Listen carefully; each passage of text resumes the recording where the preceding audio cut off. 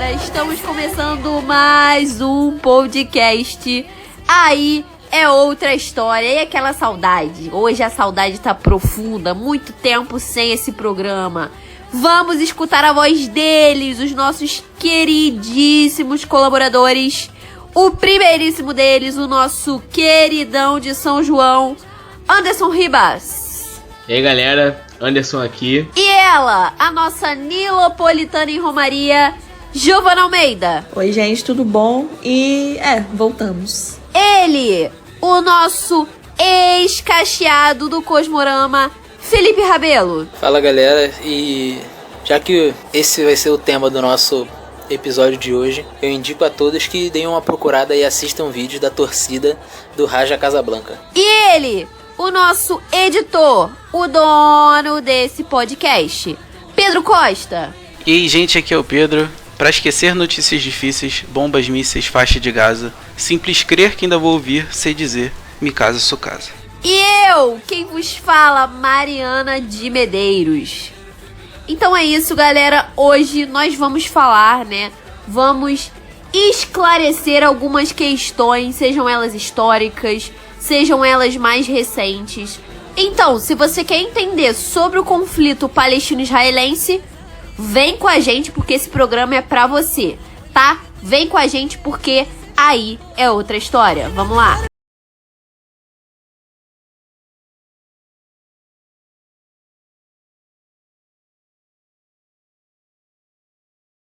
Galera, hoje nós vamos, tentar esclarecer nesse podcast, finalmente, como surgiu o conflito árabe-israelense. Se você vê, na contemporaneidade, várias notícias desses conflitos e não entende absolutamente nada, esse podcast é pra você. Então, meus queridos amigos, companheiros de vida e podcast, como esclareceremos para o nosso querido público como surgiram esses conflitos? Me digam, meus amigos. Bom, galera, a primeira coisa que a gente quer passar para vocês em relação a isso é um pouco sobre como o Estado de Israel foi criado e como se deu todo esse conflito aqui. Mas antes disso, eu também quero dizer para vocês que quando a gente falar de muçulmano, quando a gente falar de árabe, é importante a gente ter a noção de que o muçulmano, o árabe, ele não é o estereótipo que a gente tem hoje em dia por filmes, por séries que a gente vê por aí, tá bom? Eles são pessoas normais que têm sua vida normal, que trabalham, que estudam, que vão para a escola, que vão para a faculdade e que não necessariamente têm algum envolvimento com grupos que são extremistas, tá bom? A gente tem essa falsa noção de que a maioria das pessoas que são daquela região ali, elas têm alguma ligação com isso, principalmente por conta do grande projeto imperialista midiático que a gente tem por aí, que a gente vê muito em filme, que grossamente falando, é tudo terrorista, é tudo gente que não quer nada com nada, é tudo gente que é viciada em religião, e a gente sabe muito bem que não é assim que as coisas funcionam, tá? Então, tanto os muçulmanos, quanto árabes, quanto qualquer um desses outros grupos que a gente vai falar aqui, são pessoas normais, tá bom? Com algumas exceções, tá bom? Mas aí a gente vai falar tudo certinho pra vocês. Pedro, só um adendo importante para as pessoas entenderem sobre o que a gente está falando. Acredito que seja fundamental a gente diferenciar o que é quando a gente fala árabes, o que significa quando a gente fala que são muçulmanos, que são povos islâmicos, marcar essa diferença para as pessoas. Por que isso é importante? Normalmente isso é utilizado de uma maneira quase que sinônima, mas não necessariamente toda pessoa que é muçulmana, que é islâmica, ela é necessariamente árabe. Existem pessoas de outras partes do mundo que também são muçulmanos. E isso é importante de diferenciar, de trazer para essas pessoas o que significa cada conceito. Os povos árabes são povos de uma determinada região no Oriente Médio, então é isso que demarca, são etnias, então é isso que demarca você chamar de árabe. Agora, você chamar de muçulmano ou de povos islâmicos, você está falando de pessoas que são demarcadas pela religião. E aí, em sua grande maioria, elas podem ser árabes, mas também podem não ser. Então isso já é um ponto importante para a gente começar essa discussão, para que as pessoas entendam, né? Eu acredito que muitas pessoas já sabiam disso, mas algumas vão começar a entender melhor essa diferença agora.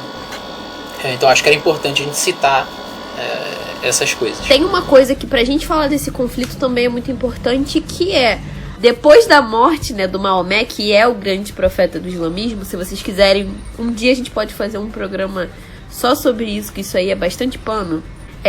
A gente vai ter a divisão desse povo muçulmano entre xiitas e sunitas. Os xiitas seriam, né, os muçulmanos que acreditam que não é necessariamente possível uma divisão do Estado e da religião, e os sunitas acreditam que essa divisão ela pode ocorrer, né? Os xiitas seriam o que a gente chama aí dos radicais, que são a maioria, né, que tem relação, a maioria, que tem a relação, tá? Tudo tem que ser muito bem observado quando a gente fala da palavra terrorismo, que tem relação com esses grupos radicais. Então a gente também tem que ter isso em mente quando a gente fala sobre isso. Outra coisa importante é que não é só não é a única divisão que existe dentro dos povos islâmicos. Não, a única divisão que existe não é entre sunitas e xiitas. Existem outras milhares de divisões que têm motivações religiosas, motivações políticas, e que assim não vai caber muito a gente falar sobre isso hoje, até porque é um assunto extremamente extenso. Mas assim como diversas religiões têm as suas diferenciações, só trazendo um exemplo que talvez seja muito próximo para a gente aqui no Brasil, como a gente tem as diversas denominações, por exemplo, de protestantismo, você também tem diversas divisões que existem dentro da religião islâmica, tá? Mas essa divisão entre sunitas e xiitas é aquela que salta mais os olhos pra gente. Só uma coisa ainda para adicionar mais ainda essa fala que eu tava falando. A maioria, né, como o Felipe falou, existem outras divisões, mas a maioria da população muçulmana ela é composta por grupos sunitas. Então, os xiitas estão em sua minoria. Isso também é importante a gente pontuar. Outra coisa que eu acho que a gente tem que pontuar, porque, enfim, é que grupos fundamentalistas, grupos extremistas, não estão apenas ligados ao islamismo, né? A gente tem, como o Pedro falou, muito por uma questão imperialista, por uma questão dessa nossa visão ocidental do mundo, né, toda ligada, né, essa questão toda, muito do imperialismo norte-americano, óbvio, mas não é só o islamismo que existem grupos fundamentalistas, grupos extremistas. Você vai achar isso em outras religiões também, inclusive em religiões cristãs. Então, assim, não é uma coisa que é só do islamismo, mas aquelas coisas, né? Ficou esta impressão de que terroristas apenas existem terroristas islâmicos, quando não é uma verdade. Então, só para pontuar mesmo. Exatamente. Essas pessoas não representam a totalidade da religião, assim como em várias outras religiões, outras pessoas que cometem atrocidades também não representam o que aquela religião significa. Então é importante a gente deixar isso bem gravado. E a própria palavra terrorismo, essa expressão, ela é muito complexa. Sim.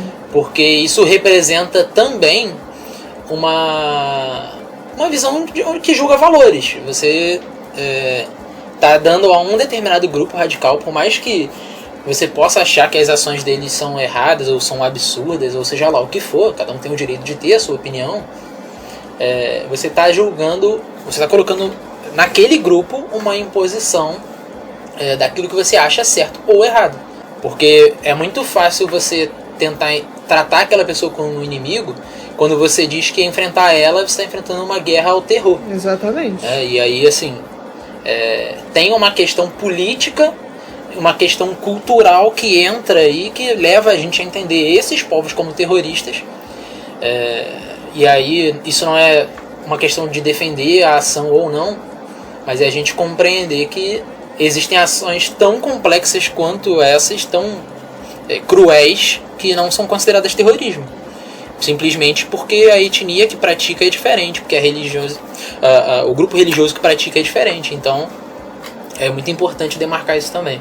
É isso que eu ia, inclusive, falar. É uma discussão que vira mexe, a gente vê na internet, por exemplo, quando você tem algum ataque, né, de armas em uma escola dos Estados Unidos, por exemplo. Nunca você vai chamar isso de terrorismo, entendeu? Mas, por que não? Você não chamaria isso de terrorismo porque a pessoa é branca, porque a pessoa é americana, Então, mas se fosse uma pessoa de origem islâmica, uma pessoa... Aí é terrorismo. Então, assim, muito do que a gente colocou... Eu falo a gente porque, querendo ou não, é uma coisa que tá todo dia ali sendo jogado pra gente. E se a gente não quiser procurar saber mais, não quiser... Não sei se desconstruir a palavra, né? Mas vou colocar desconstruir essa ideia, essa imagem que é passada, a gente vai achar que aquilo dali é terrorismo e só aquilo dali e pronto. Sendo que é exatamente isso que o Felipe falou. Você tem todas questões ideológicas, questões políticas, questões culturais do porquê a gente acha que apenas aquele grupo cometendo aquela coisa, aquela ação é um terrorismo, e outro grupo étnico que comete uma ação parecida ou pior não é um terrorismo.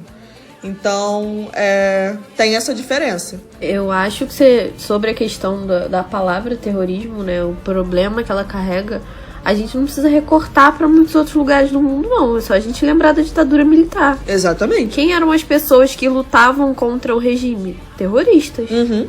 E por quê? E por que a denominação foi essa por muito tempo, entende?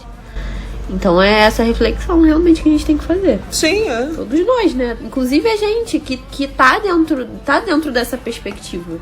Tá dentro dessa perspectiva, infelizmente. No final do século XIX, nós temos ao redor do mundo o crescimento de vários movimentos nacionalistas, né? A Europa ela acaba sendo um lugar muito estudado durante esse período e, por consequência, o Israel, a Palestina e todo aquele território ali também, né? No final do século XIX, então, surge um movimento chamado Movimento Sionista, né? Que, resumindo bem para vocês, né, não dá para adentrar muito bem nisso, né? Porque tem muitos dos assuntos que a gente vai falar aqui, dá para fazer um programa inteiro sobre isso. Mas para resumir bem, é basicamente um movimento que procurava criar um Estado para os judeus, tá bom? Uma das maiores justificativas para que esse Estado judeu fosse criado foram algumas justificativas religiosas, tá bom? Que tinham propósitos bíblicos e propósitos religiosos. É importante ressaltar que, entretanto, não é só o judaísmo que compartilha da ideia de que aquela região que é tão disputada desde essa época é sagrada. Tá bom? Várias outras religiões, como o próprio cristianismo, que é uma das mais conhecidas aqui pra gente pelo Brasil, também trata aquele território ali como um território sagrado, tá bom? Mas por algum motivo, alguns dos judeus acreditam que eles são os donos daquilo ali, né? Mas enfim, com o final da Primeira Guerra Mundial, a ONU, a Organização das Nações Unidas, ela acabou precisando organizar alguém para administrar o território da Palestina. E acabou que, por consequência, o Estado que ficou responsável por administrar aquela região da Palestina foi a Inglaterra, foi o Reino Unido, tá bom? Ele recebeu esse mandato da Liga das Nações para poder administrar aquilo ali, né?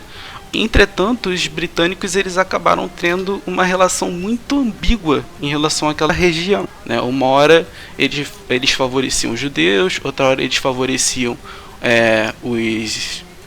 os árabes, justamente porque, como aquele território ali era muito importante religiosamente, esses povos eles sempre ficavam em conflitos para tentar definir e para tentar ocupar aquelas terras, tá bom? Daqui a pouco a gente vai falar um pouco mais sobre isso, né? Um pouco depois, então, ainda com o território nas mãos dos britânicos, a gente tem a Segunda Guerra Mundial acontecendo no mundo, tá? Eu tô dando esses saltos históricos grandes porque, infelizmente, não tem como a gente explicar tudo detalhadamente, tá bom, galera? Mas, com a vinda da Segunda Guerra Mundial e da perseguição dos judeus feitas pelos nazistas,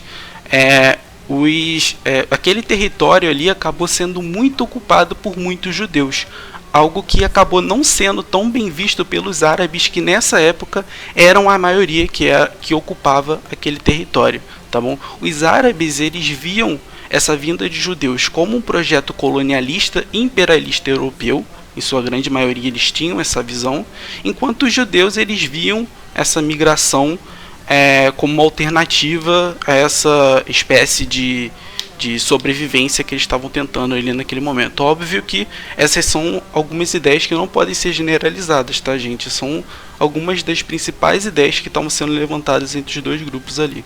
Fala, Anderson. Não, que você falou árabe. E árabe é quem nasce na Península Arábica. Qual o melhor termo? É porque eu tô pensando num termo bom pra isso, mas não Você sei. pode falar muçulmanos ou palestinos.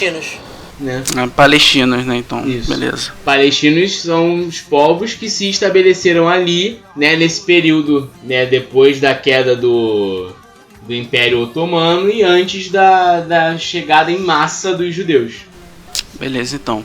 Então, galera, só reiterando aí, como o nosso amigo Anderson disse aí, o melhor termo para ser usado nesse caso, então, é palestino, né? Nosso grupo acha que é melhor para isso e eu realmente acho que é melhor mesmo a gente denominar esses povos como palestinos, tá? Enfim, então, em 1947, a ONU ela acabou tentando propor uma divisão de terras desse território ali que estava sendo tão conflituoso nessa época, tá? Entre os palestinos e os judeus. Depois que os britânicos saíram do local, né? Eles meio que viram que aquilo ali estava dando muito BO e resolveram se afastar daquele momento ali, daquele local, né? E o que a ONU propôs nessa época foi que existiriam 2 estados independentes dentro daquela região e um comitê internacional para cuidar da grande cidade, que seria o grande símbolo religioso, que seria Jerusalém, né? É uma ideia assim que a gente olha que talvez seja bom, talvez não seja, porque como que vai ficar um comitê internacional tomando conta de uma cidade, né? É meio estranho. Não, eu acho que uma parada que é muito boa a gente destacar é que esse plano de distribuição territorial ele foi aprovado enquanto ainda vigorava o mandato do Reino Unido para gerenciar aquela região. Eles recebem essa sugestão da ONU para fazer essa divisão, só que eles optam por não implementar. É o famoso, né? Não é problema meu, não vou me envolver com isso, não vou me desgastar politicamente e administrativamente para isso. Eles viam que o mandato deles já estava no final. Aparentemente, né? Acho que eles sentiram os conflitos que estavam a ponto de estourar ali, né? E acho que não tiveram mais interesse em manter a administração daquele local. E eles simplesmente resolveram engavetar esse plano da ONU e deixar a bomba estourar depois que eles já tivessem saído dali, né? E foi o que aconteceu, de fato. Exatamente. Observaram que o BO era muito grande, que eles não precisavam participar. Pra você ver aí as benesses do imperialismo. Muito bom. Né? Que maravilha. E tem um outro ponto, né, cara, que é importante a gente pensar também, é que sem querer partir pro lado conspiracionista da coisa, mas é muito claro que durante a Segunda Guerra, parte do apoio financeiro que se deu na metade final da guerra, ela partiu de grandes personalidades, grandes empresários que eram judeus, e obviamente isso se deu para o lado vencedor da guerra, porque o lado que perdeu estava caçando os judeus de maneira sistemática. E isso obviamente gerou uma possibilidade maior de apoio ao movimento sionista por parte dos líderes mundiais, que no caso eram os mais poderosos naquele momento, que foram aqueles que saíram vencedores da guerra. Então isso também acaba tendo uma influência, eu não estou dizendo que é o único motivo, é óbvio que não, mas isso acaba tendo uma influência também para as decisões que vão ser tomadas pela ONU e pelos grandes líderes mundiais das potências que comandavam o mundo no período, e que isso de certa forma tem influência. É uma coisa que é um pouco difícil de contrapor.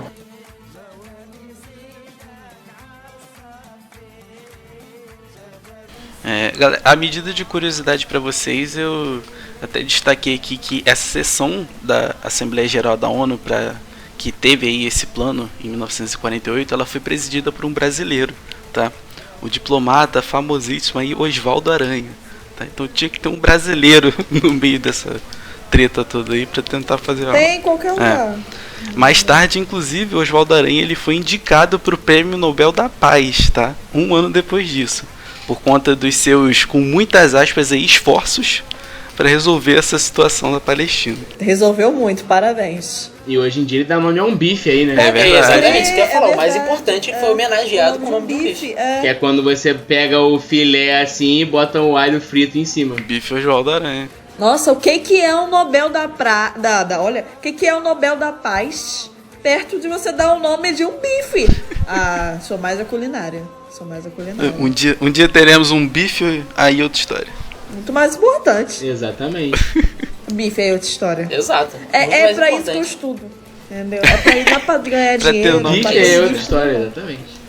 Mas então, né, cara, no que deu essa treta aí da ONU, né? De tentar dividir uma das cidades mais sagradas aí para algumas religiões entre dois estados diferentes, né? As autoridades judaicas, elas aceitaram, em sua grande maioria, esse plano da ONU. Mas as autoridades palestinas, em sua grande maioria, não aceitaram. Por que não aceitaram, né? Como eu falei para vocês lá no início, se você parar para observar bem, uma boa parte da população israelita meio que deu uma invadida ali legal em um território que já era palestino, né? Muito antes deles chegarem. Então, se você parar para pensar bem, realmente não faria muito sentido para os palestinos terem que aceitar perder parte do seu território e perder a sua grande cidade sagrada para aquelas pessoas que estavam ali se refugiando em seu país, né? A gente tem que se colocar nos dois lados ali. Então, às vezes quando a gente joga assim no cru, né, a gente fala, as autoridades judaicas aceitaram e as palestinas não. Né? Mas a gente tem que entender os motivos por trás disso, né? Não é só puramente como se os judaicos foram muito bonzinhos por terem aceitado essa parada Então, e os palestinos galera, Ah, a culpa é da Eles são Palestina que não culpados, aceitou. não. exatamente. Exatamente. Então a gente tem que se atentar nisso, sempre tentar se colocar no lugar do outro. É uma outra coisa, Pedro, que eu acho que é importante, que eu não sei se você ia citar também, mas antes que você continue, a coisa se perca um pouco, que é importante tentar entender como funcionou essa divisão territorial também.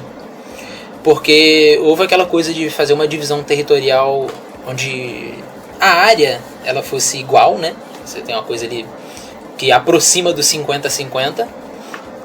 Não é exato, mas é bem próximo do 50-50, a divisão de área que foi realizada. Só que, assim, eu vou encontrar esse estudo de novo, porque eu não salvei. Mas existem alguns estudos que apontam a diferença de recursos que existiam em cada território, considerando a divisão inicial. Por exemplo, o acesso ao mar, o acesso à água potável. A maneira como foi dividida fez com que a região que os palestinos ficaram relegados, né, ela fosse uma região que ela era muito mais pobre no sentido da terra, no sentido de acesso à água, de acesso a várias riquezas que seriam necessárias para o desenvolvimento desses povos, e essa divisão não foi igualitária nesse sentido. Apesar deles terem colocado, entre aspas, o território de maneira igual em área, mas a coisa foi muito mal dividida, né? Seria até um tanto quanto inocente a gente achar que foi sem querer, né? Mas a coisa foi muito mal dividida no sentido de acesso a recursos necessários. E outra questão que é importantíssima, eles dividiram a cidade ao meio. Isso é muito legal, né? Eles dividiram a cidade ao meio, ok. Só que o resto do território da cidade estava praticamente todo em volta de território israelense. Então, assim, é muito complicada a forma como foi realizada essa divisão. E aí é onde a gente entende o porquê essas autoridades palestinas, essas autoridades islâmicas, elas foram contrárias. Não só as pessoas da região da Palestina, mas também outras lideranças islâmicas que eram vizinhas. Elas se posicionaram contra porque elas viam aquilo como um ataque à soberania e à capacidade de sobrevivência dos palestinos ali. Porque aquele território ele já era deles, né? Não, exatamente. Se você observar, isso que o Felipe falou é muito importante. Se você observar no mapa, independente do lugar que o palestino vinha, ele teria que atravessar por dentro de Israel para chegar na cidade sagrada, sabe? Para chegar em Jerusalém. E o território palestino ele era dividido também, espacialmente falando, ele não era algo contínuo, ele era dividido em alguns fragmentos, era um negócio muito estranho. Ele ficava sempre cercado pelo território de Israel. E não é à toa que a gente olhar hoje como o território vai se modificando, foi muito fácil para Israel comer o território palestino,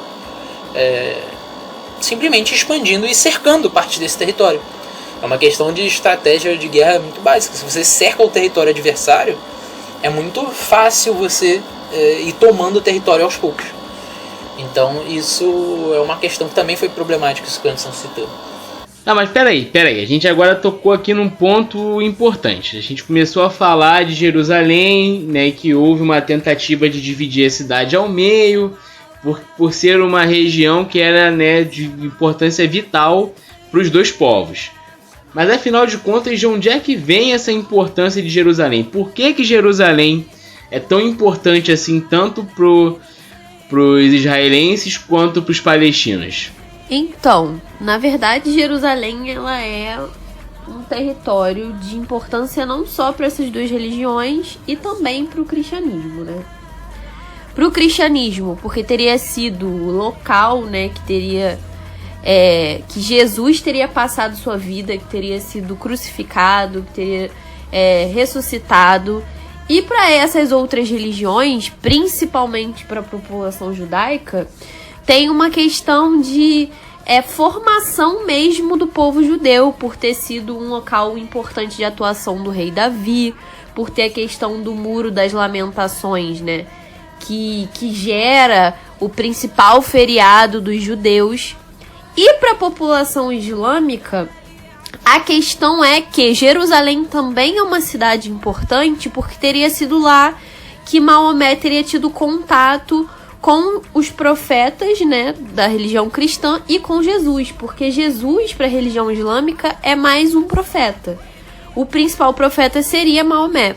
E lá também tem, né, em Jerusalém, uma mesquita muito importante para a população islâmica. Então lá é um local de ida, seja da população islâmica, seja dos judeus, de peregrinação, de oração. Então, quando se propõe essa divisão da cidade, é algo que vai gerar muitos conflitos e muitos problemas para a religião judaica e para a religião muçulmana. Exatamente, né? Tanto para os cristãos quanto para os judeus, né? Aquela região ali é a Terra Prometida, né? Que é falada na Bíblia, né? E aí falando especificamente de Jerusalém, há essa importância toda.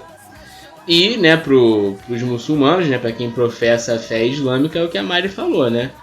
Também é uma região ali, né, vital para eles. Então, por isso que existe toda essa disputa acerca dessa porção, né, mais específica ainda do território, né? Porque ambos vão clamar que aquilo ali é a principal cidade. Acho que se todo aquele território virasse um estado israelense ou um estado palestino, certamente Jerusalém seria a capital, né? Então a gente, né, vê por aí qual é a importância desse território. Inclusive, muito bom do Anderson ter tocado nesse ponto, porque alguns dos problemas que acontecem em crises diplomáticas ou algo do tipo é quando um outro país, né, reconhece Jerusalém como sendo a capital de Israel. Isso acontece, já aconteceu inclusive, né? Quase aconteceu aqui no nosso querido Brasil, né? Mas tudo bem.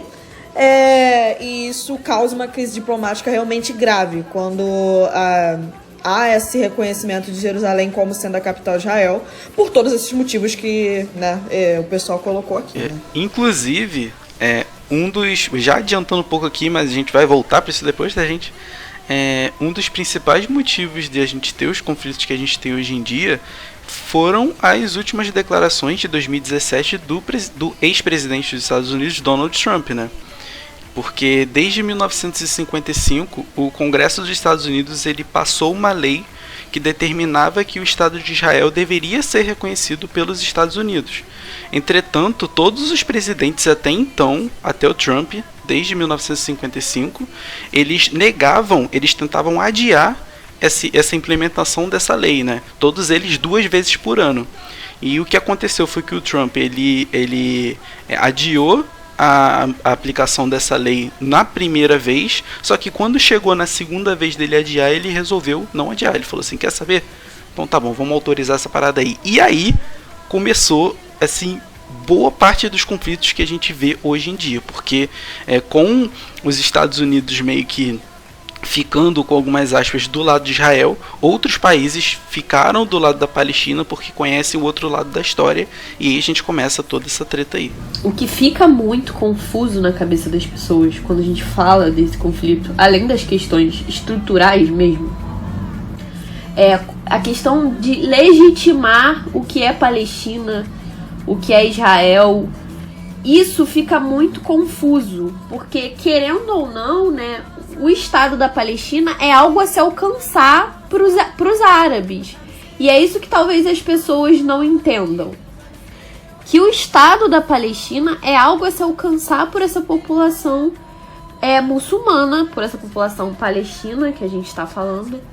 A questão dos Estados Unidos estar se intrometendo, né? Porque para mim o termo é esse, estar se intrometendo diplomaticamente em apoio a Israel por uma questão de interesse econômico, muitas das vezes, vai ser algo que vai estruturar esse conflito desde o pós-Segunda Guerra Mundial. Porque, se eu não me engano, os Estados Unidos vai ser o primeiro a legitimar o Estado de Israel, a reconhecer que realmente aquele Estado é um Estado do povo judeu. Então isso vai ter muito peso num contexto de Guerra Fria. A gente está falando de nova ordem mundial, entendeu? De mundo polarizado. Hobsbawm tá falando sobre isso, sabe? Socialismo, capitalismo. E a população, né, da União Soviética, a população não, o governo soviético vai também em apoio aos palestinos, muito por conta dessa questão do imperialismo estadunidense. Então é algo que a gente tem que ter sempre em mente, de como as questões diplomáticas também têm consequências no conflito. Mas então, o que aconteceu depois desse plano da ONU aí, dessa tentativa e falha muito estranha da ONU de tentar resolver as coisas, né? Israel, ele simplesmente decidiu declarar sua independência, tá? Naquele território que era ocupado e que era palestino, tá bom? No dia seguinte que Israel acabou declarando sua independência, o Egito, a Síria, o Líbano, a Jordânia e o Iraque acabaram ali meio que, com algumas aspas, se unindo para começar a fazer alguns ataques a Israel, justamente porque eles não reconheciam que aquele território ali era de fato israelita, né? Era um território invadido. Eles declararam guerra mesmo. Exatamente. Declaração de guerra, não foi uns ataques. Porque eu não queria falar ataque, né? Ninguém ficou dando ataque na sala de casa. Tudo bem, foi exatamente uma guerra. E aí, resumindo bastante todo esse conflito, tá, gente? Aconteceu bastante coisa, mas no final do conflito, o Estado palestino ele acaba nunca sendo criado de fato, né? Tipo, nunca sendo reconhecido pela grande maioria dos países ao redor do mundo, né? E a maior parte do território que antigamente era totalmente palestino acaba sendo ocupado por Israel, tá bom? Com isso, milhares de palestinos foram expulsos de suas casas, expulsos de suas terras, se tornaram refugiados em vários outros locais e vários outros países, inclusive estes que eu falei aqui para vocês agora, o Egito, a Síria, o Líbano, a Jordânia e o Iraque, né? E acabaram migrando para vários outros lugares, ao mesmo tempo que muitos judeus acabaram migrando em massa, em grande peso, para Israel. Outro acontecimento muito importante que a gente tem ali um pouco depois disso acontece em 1964, que fora criada a Organização para a Libertação da Palestina, né? É uma organização que até hoje é a maior entidade em relação à representação palestina no mundo quando a gente fala do povo que foi expulso da sua própria terra. Quando a gente fala da OLP, né, só um adendo do que o Pedro tá falando, é importante a gente falar que é uma organização armada. Então é uma galera que tá se organizando pra conflito bélico, só que diferentemente do Hamas que vem depois, que aí a gente vai falar depois. E hoje mudou de nome, né? No começo era OLP e hoje é... porque atualmente já é um órgão realmente reconhecido. Um cara de Estado, né? Exato. Mais exato. corpo de Estado. Né? Exato, mas nesse aí qual momento... é o nome? Acho que é alguma coisa. Não sei que é nacional. Acho que é AN, eu sei, esqueci. Deixa eu ver aqui. Virou ANP, Autoridade Nacional Palestiniana. Ou Autoridade Nacional Palestina, tanto faz. 3 anos depois, em 1967, uma outra guerra acaba acontecendo naquela região. Dessa vez, uma guerra que foi proposta pelo Estado de Israel e que acabou saindo como vitorioso, né? Essa guerra é a chamada Guerra de 6 Dias, né? Nessa guerra, o Estado de Israel ele derrotou o Egito, a Síria e a Jordânia e acabou conquistando assim territórios que antes acabaram sendo conquistados por esses países naquela outra guerra que eu falei para vocês lá atrás, né? Esse plano de expansão de Israel, que é visto sim como plano de expansão, ele é até hoje condenado pela ONU, tá bom? Porque a grande questão é que Israel sempre foi um estado muito belicoso desde a sua fundação, né? E também recebeu muito apoio para que isso fosse possível, né? Apoio esse que principalmente vinha dos Estados Unidos e da Inglaterra, né? Do Reino Unido no geral. Então, assim, todos esses conflitos que a gente citou, né, inclusive o conflito que se iniciou menos de 24 horas depois da declaração de independência de Israel, né, que foi quando esses países que ficaram conhecidos depois como Liga Árabe se juntaram para poder atacar Israel, Israel já venceu esse conflito, né, ou seja, um estado que era recém-fundado, né, foi capaz de superar militarmente, né, uma liga de países que ficavam assim estrategicamente ao redor deles. Então, assim, né, do ponto de vista militar realmente é uma façanha, mas a gente sabe que isso na verdade significa, né, morte, porque a gente não está falando aqui de videogame, a gente está falando de pessoas e de vidas, né, então isso significa morte, etc. Então, por conta de Israel ter saído vitorioso desses diversos conflitos, né, eles acabaram de fato estabelecendo domínio sobre diversos territórios, né, que foram palco ali dessa disputa armada, né. Eles chegaram a dominar a península do Sinai, né, regiões que antes eram de controle da Jordânia, que é um país que fica ali, né, que faz fronteira com eles, etc. E aí, como o Pedro bem disse, né, essas decisões depois aí de uma série de acertos diplomáticos e também, né, depois da condenação expressa da ONU a essa expansão territorial, essas aquisições, né, essas conquistas de Israel, por assim dizer, elas são revertidas, né, e esses territórios voltam aos seus países de origem. Para vocês terem uma noção do quão belicoso é o Estado de Israel, pulando para os dias atuais, é o estado que atualmente tem o sistema de antimísseis mais desenvolvido do mundo, tá? Essas últimas imagens que a gente pôde ver agora no último mês, né? No caso a gente está gravando isso em maio de 2021, né? A gente viu uma série de imagens do sistema antimísseis de Israel entrando em execução ali por conta dessa guerra que se estende até os dias de hoje, né? Então é mais uma prova aí do quão belicoso era esse país e continua sendo até os dias de hoje. Hoje em dia eles são referência em exportação de tecnologia, né, e questão armamentista, né. Vocês terem noção,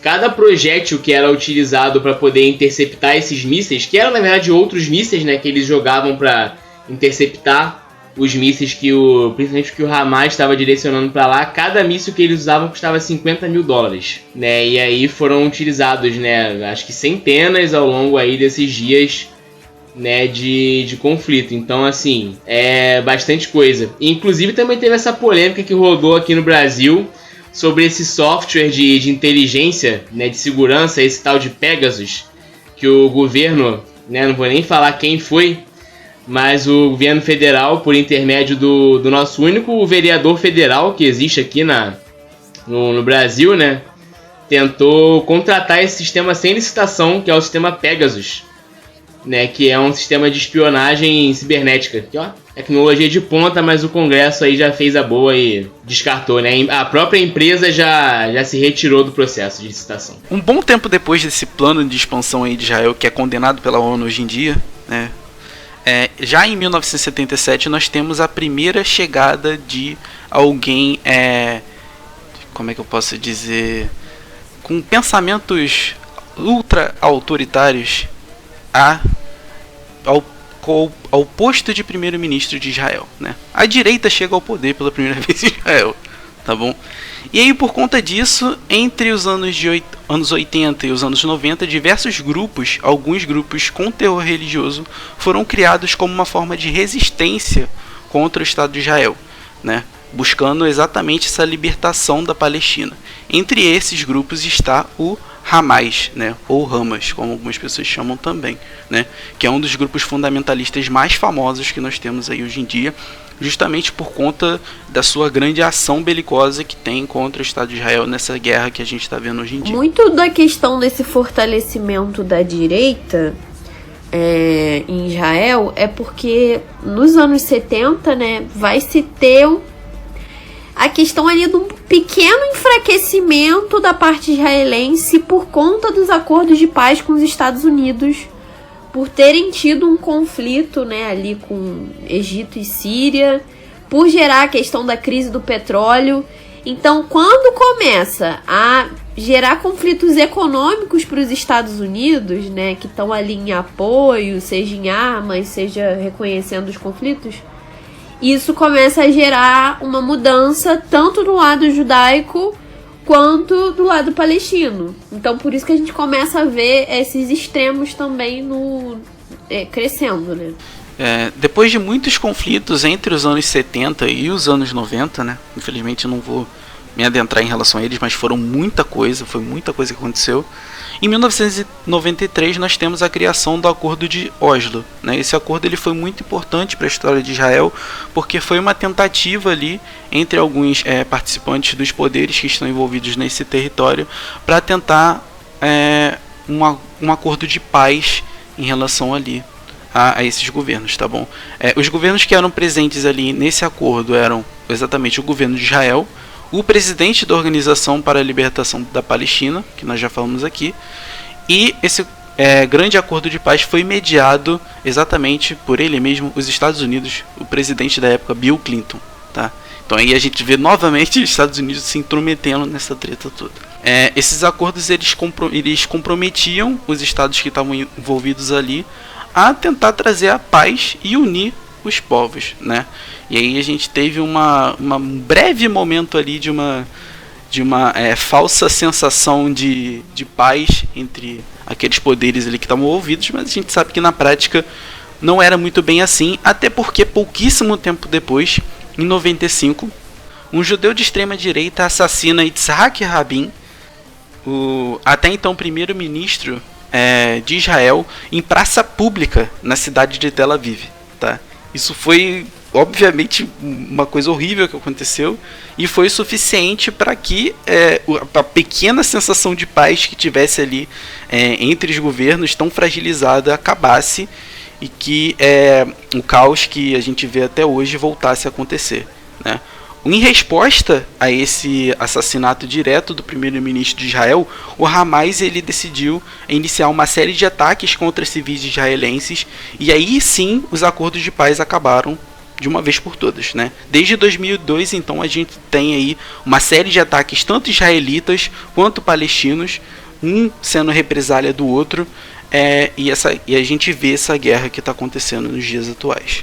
Para tudo isso que o Pedro falou, quando eu paro para estudar sobre Palestina e Israel, o que mais me interessa é como ficou a parcela do território para a população palestina, cara. Ele só tem Gaza, que é uma fronteira que o tempo todo é ataque de Israel, E eles têm um território ali na Cisjordânia que Israel fez o favor de construir ocupações judaicas. Pronto. Sim, ou seja, não existe mais basicamente território. Você tem coisinha ali. É do tamanho de Nilópolis. E a população tem que se refugiar através do mundo por conta desse conflito do território que é deles. Mas sério, sem exagero nenhum, eu acho que... Eu não tenho certeza, tá, gente? Tô tirando esse dado aqui do meu achismo, mas eu acho que a região atual da Palestina deve ter ali o tamanho do Rio de Janeiro. Sem brincadeira. Cara, acho que é menos. Assim, era um país inteiro, um negócio enorme. Eu soltei um Nilópolis. Beirava a fronteira de vários países e foi resumido ali Outra coisa que eu esqueci. Além das ocupações na Cisjordânia, tem a construção do muro da Cisjordânia. Sim, isso é importante falar. Que Israel tá construindo um muro, quer dizer, não consigo terminar até hoje, mas já tem grande parte de uma mureta na... O pessoal tem um negócio com o muro, né?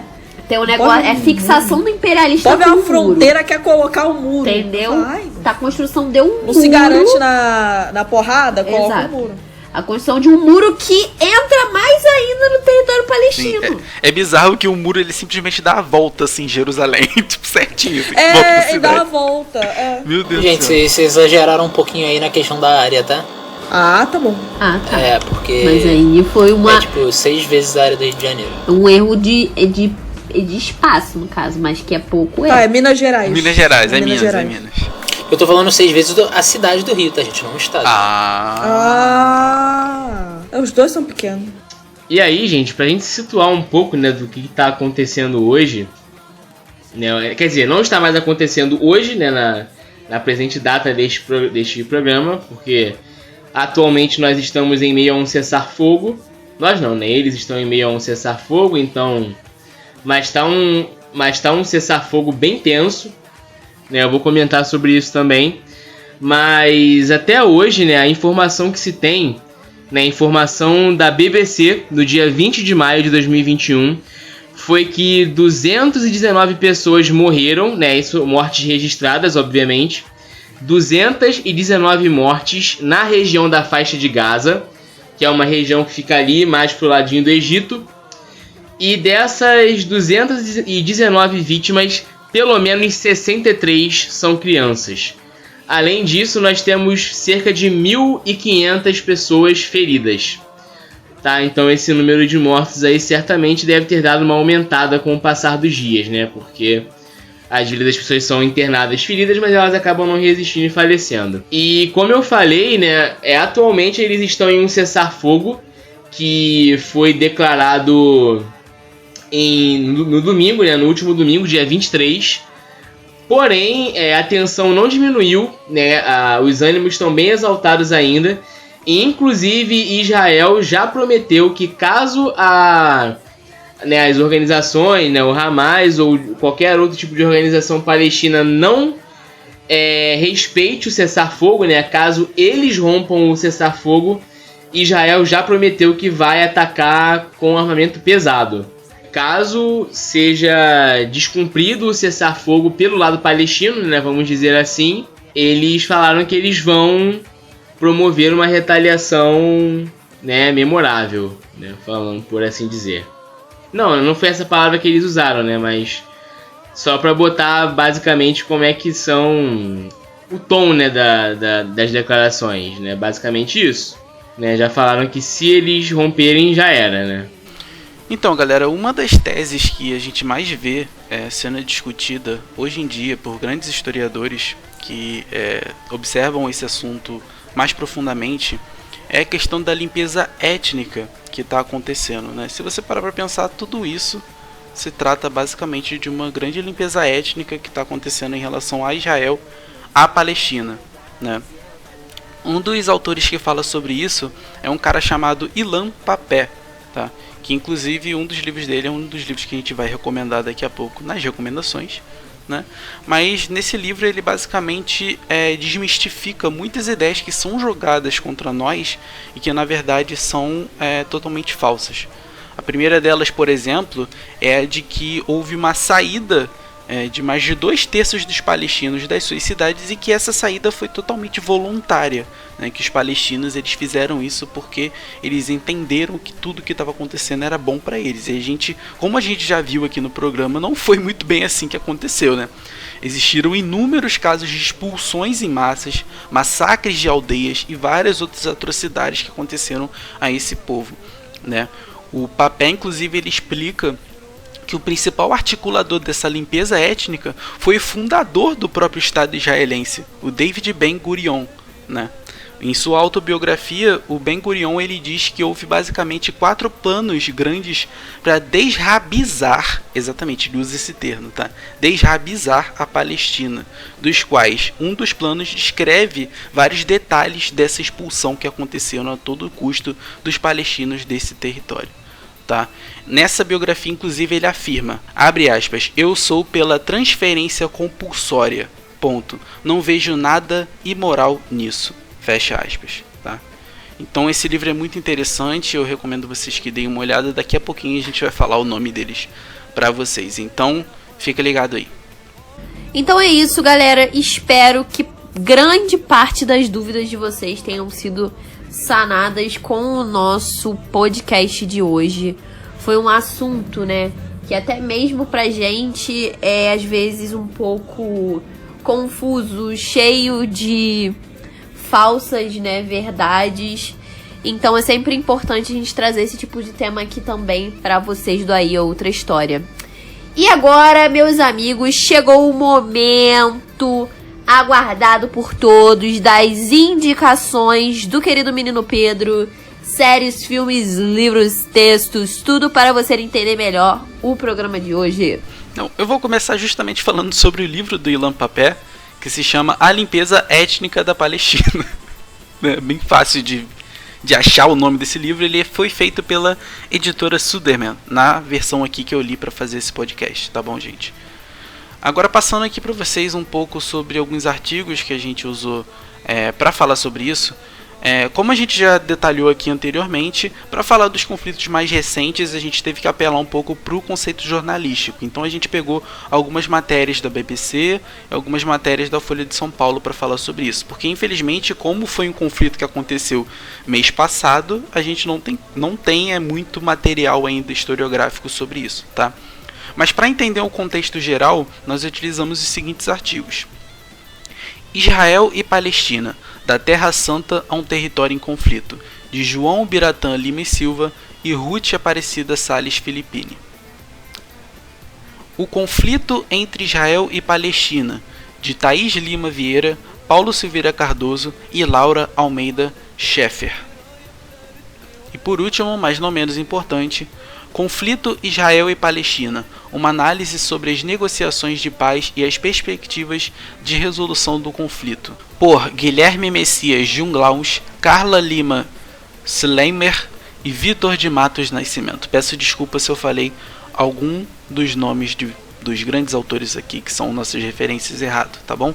Mas é isso, em geral foi isso que a gente usou. Espero que vocês tenham gostado. Fiquem aí com a fala da nossa querida Mariana. Então é isso, galera, muito obrigada. Espero que vocês tenham gostado, né, desse programa aí depois de tanto tempo ausentes. E por isso, pedimos a sua ajuda lá nas nossas redes sociais. Nos sigam no nosso Twitter, Facebook e principalmente no nosso Instagram. Interage lá com a gente, comenta nossos posts, responde nossos stories pra ajudar a galera aqui, beleza? E aquela promessa de sempre, se inscreve lá no nosso YouTube que vai que um dia a gente põe as caras por lá, beleza? Muito obrigada, porque, galera, aí é outra história. Um beijo!